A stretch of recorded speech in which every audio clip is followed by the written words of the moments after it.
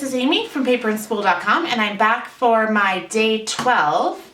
Now day 12 I'm going to be working on a little bit of a smaller scale. I've got this envelope, and this is from the December daily advent calendar that Allie sold in her shop, and I'm planning on using this envelope to tell my story today. The first thing that I'm going to do is I'm just going to trim the edge straight down because I don't like that sticker. And that was just what held it closed, and that's fine. There's nothing that could have been prevented there.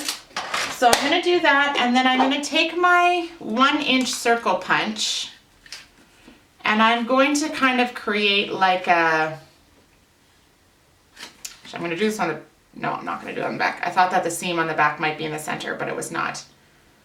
So I am just gonna punch like that, so it becomes like a little bit of a grabber pocket. And what I have here today is I am planning on putting this little list of our holiday reading, what we're reading together and separately, into this page.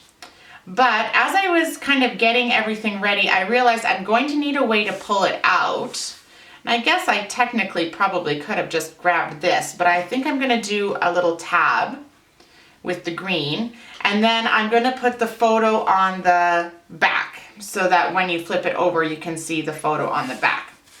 Now, I wanted to have a way that it would not fall out because I don't wanna lose it. So what I'm going to do here, this is very unscientific. Please don't just copy this because this is probably like the worst thing to do. Oh no, I've lost my scissors. So what I'm gonna do is I'm just gonna take a square of this, and for no particular reason. There is absolutely no reason I'm using this as opposed to anything else. It's just what I have here in my hands. And then I'm gonna take some of the red line tape, and this is just a strip of some packaging. So this is just packaging from a set of something, I have no idea, something that I've opened in the process of this December daily. And I'm going to use this, I'm going to adhere it to this little piece of paper. I just feel like the paper is going to strengthen it, and I'm going to attach the paper on the inside and then repunch so that this is solid and won't move. Then what I'm going to do is I'm going to find where this end is, and I'm going to do the same thing on this side.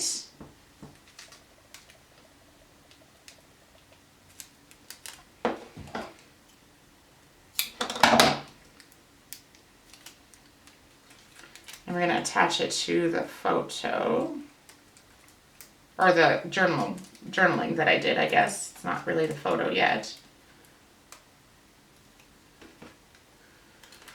Just right on the edge. Good, okay, looking good. All right, I'm gonna punch my tab. Now, every time I use this punch, I get people asking about it, which is fine. You're welcome to ask me anything you're interested in as you watch my stuff. I'm happy to answer questions. But I'm sorry I can't help you get one of these because it's so old and I've had it for so long. And it takes a little bit of strength. But I can tell you what it is in case you want to look up on eBay or what have you. It's a McGill File Tab 3-inch punch. And I bought it years and years and years ago when I was working at a small drugstore in a small town that sold scrapbooking products. And the lady who ran the scrapbooking section was so, so kind to us younger girls. I mean, I was in high school when I worked there. And she would let us look through the order catalogs and order stuff, which is, nowadays when I think about it, I'm like, really? She let us do that? She was so nice and so kind, and she would let us order stuff. And the owner of the store was also so kind and gave us excellent prices on anything that we bought at his store. So a lot of my really old scrapbooking supplies are from that time in my life when I was in high school. Of course, you have the most disposable income of your life when you're in high school, but you have no idea. And I was just able to order stuff out of the scrapbooking catalog and purchase it for a lot less than a lot of other people. Okay, so I'm going to touch that on the inside between the card and the photo. I'm going to make sure that these are facing the same way. So this is just a photo that I took of Max's bookshelves. And I'm going to add a little bit, I'm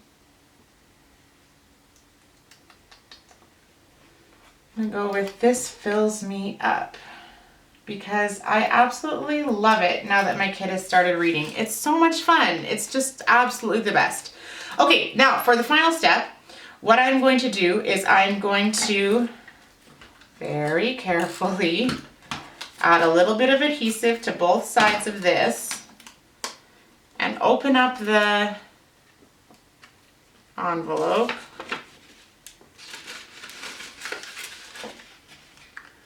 And try to get that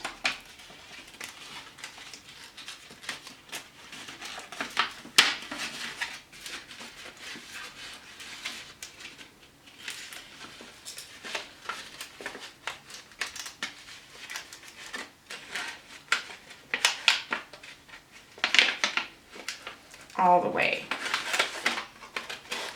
Okay, so I wasn't thinking about having room for my hand in there. Okay, so there you go. So now that little piece of paper is stuck in here and it's got that little piece of packaging on the back, so I can slide it in, and that packaging isn't going to take up much room. Oh, I maybe put too much adhesive on because now I don't have really, it's running into that. Kind of wanted it to go a little bit deeper in the pocket. Okay, I'm going to fix it. I can do this.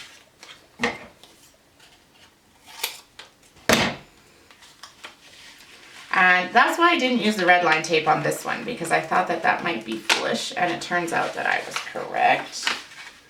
So I'm going to do that. Okay, so now that little piece that I put in there is only connected to the back. Oh shoot. Made a horrible mistake. There we go. Okay. And now this can slide all the way in. Okay, but I'm not going to do that. I'm going to punch this with it out, because I'm now terribly afraid of punching that little strip of plastic that I've got holding it.